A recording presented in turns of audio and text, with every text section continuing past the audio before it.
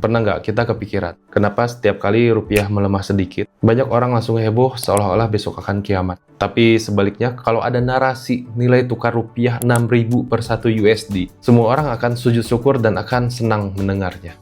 Gua mau jujur ke lu semua, harapan supaya rupiah itu menguat di 6.000 itu bukan optimisme dari ekonomi. Itu adalah kesesatan berpikir berjemaah yang lahir karena kita gagal paham gimana uang bekerja. Di mata orang awam, dolar lemah itu berkah. Tapi di mata makroekonomi, penguatan mata uang yang radikal tanpa persiapan itu adalah serangan jantung buat sektor real. Hari ini gue nggak bakal kasih lu janji manis. Kita bakal bedah pakai data BPS, UNCTAD, sejarah Plaza Accord, hingga ke riset Harvard. Kita bakal bongkar kenapa dolar murah bisa memicu deindustrialisasi prematur. Bagaimana Jepang pernah dibunuh pelan-pelan melalui kurs. Dan kenapa penguatan rupiah itu butuh evolusi lebih dari 20 tahun. Bukan cuma sulap Bank Indonesia. Siapin kopi lu, ini bakal jadi perjalanan yang panjang. Welcome to Logika Budi.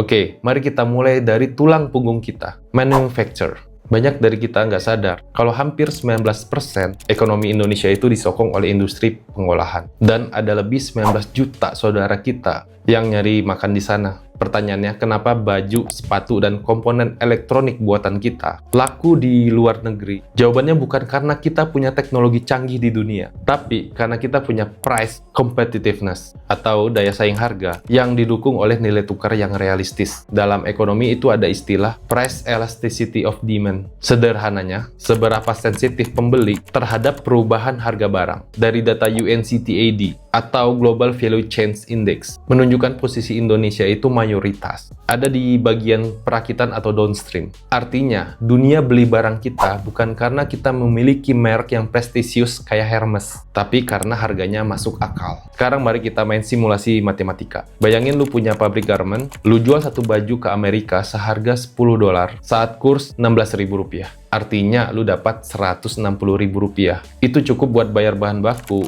listrik, dan gaji pegawai. Lalu tiba-tiba besok rupiah menguat jadi sakti Rp6.000 per USD. Supaya lu tetap dapat Rp160.000 tadi untuk operasional, harga baju lu tadi harus naik menjadi 26 USD. Artinya naik 160% dalam waktu semalam. Lu pikir pembeli global bakal bilang, "Gak apa-apa harganya naik karena kita temen." Gak mungkin. Mereka bakal langsung cabut kontrak dan pindah ke Vietnam atau ke Bangladesh dalam hitungan detik. Hasilnya ekspor kita lumpuh, pabrik lu tutup, dan 19 juta orang tadi bakal kehilangan pekerjaannya. Oke, kita dapat harga iPhone yang murah, tapi kita ngebunuh sektor yang ngasih kita makan. Masih berani bilang, dolar Rp6.000 per USD itu berkah.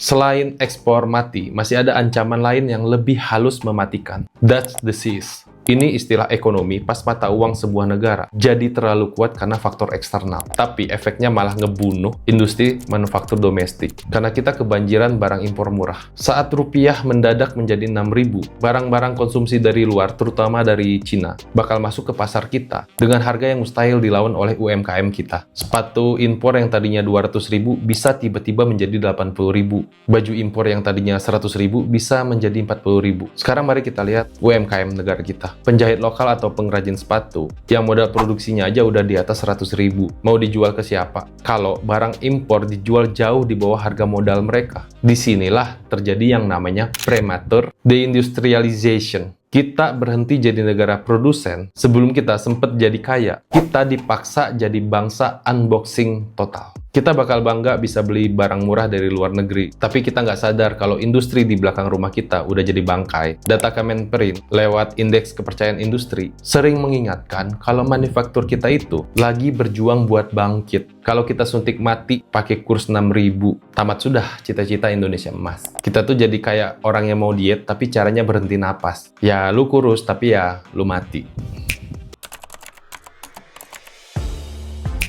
Gua mau kasih lo sejarah paling otentik. Bagaimana kurs kuat dipakai untuk nyiksa sebuah negara. Kita harus belajar dari Jepang di Plaza Accord 1985. Ini adalah contoh nyata sabotase moneter paling sopan dalam sejarah peradaban. Di tahun 80-an, Jepang itu ngerajain dunia. Mobil Toyota, elektronik Sony, semuanya ngebantai produk Amerika. Amerika defisit parah. Lalu akhirnya Amerika ngumpulin menteri keuangan 5 negara besar di Hotel Plaza New York. Lalu mereka maksa Jepang untuk menaikkan nilai yen secara radikal supaya barang Jepang jadi kemahalan di pasar dunia. Pemerintah Jepang pada waktu itu setuju karena mereka ngerasa kalau yen kuat itu adalah gengsi. Dalam waktu 2 tahun yen menguat 100%. Warga Jepang pada saat itu foya-foya, mereka ngerasa paling kaya. Beli properti di Hollywood, beli lukisan mahal, tapi apa hasilnya? Ekspor mereka lumpuh total. Untuk menyelamatkan ekonomi, Bank of Japan nurunin suku bunga hingga 0. Akibatnya malah menjadi gelembung properti yang gila-gilaan. Saat gelembung itu pecah di awal 90-an, Jepang masuk ke masa the lost decade. 30 tahun, ekonomi mereka jalan di tempat. Sampai sekarang mereka masih berjuang untuk keluar dari trauma itu. Memaksa mata uang jadi kuat itu adalah cara jinak buat mematikan daya saing negara lawan tanpa perlu kirim militer. Lu mau Indonesia dibikin jinak dan males pakai cara yang sama?